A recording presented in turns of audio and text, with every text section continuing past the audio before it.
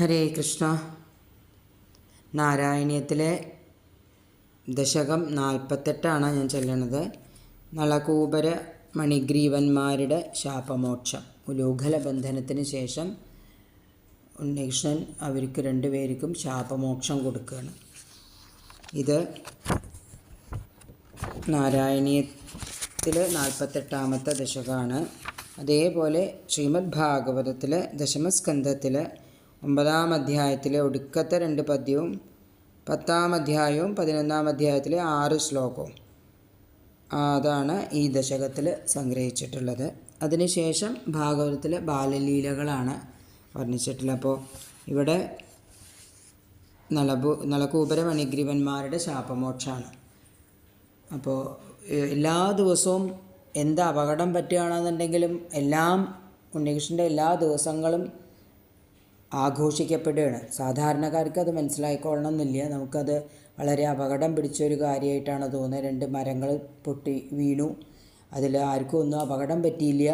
അതേപോലെ ഉണ്ണികൃഷ്ണനും ഒന്നും അപകടം പറ്റില്ല. ചെറിയ കുട്ടിയാണ്. യശോദമ്മയാണെങ്കിൽ കെട്ടിയിട്ടിരിക്കുകയാണ്. അപ്പോൾ ഓടാൻ വയ്യ.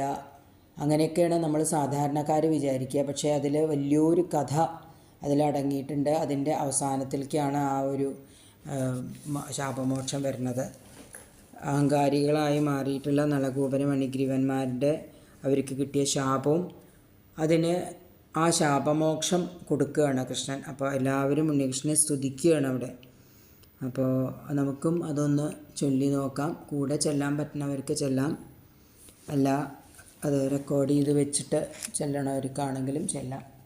എങ്ങനെയായാലും ദശകം 48 നളകൂബര മണിഗ്രീവന്മാരുടെ ശാപമോക്ഷം. ഓം നമോ ഭഗവതേ വാസുദേവായ. ഓം ശ്രീകൃഷ്ണ പരമാത്മനേ നമഃ. ഓം മുദാസുരൗഘൈസ്ത്വമുദാരസമ്മതൈർ ഉദീര്യ ദാമോദര ഇത്യഭിഷ്ടുതാ മൃദൂദരഃ സ്വൈരമുലൂഖലേലഗൻ അദൂരതോദ്യൗകകുഭാവുദൈക്ഷധാ കുബേരസൂനുർനളകൂബരാഭിധ പരോ മണിഗ്രീവ ഇതി പ്രധാം ഗതാ മഹേശസേവാധിഗതശ്രിയോന്മദൗ ചിരം കില ത്വദ്വിമുഖാവഖേലതാം സുരാപഗായാം കില തൗ മദോത്കടൗ സുരാപഗായദ്ബഹുയൗവതാവൃതൗ വിവാസസൗ കേളിപരൗ स नारदो भवत्पदैगप्रवणो निरैक्षत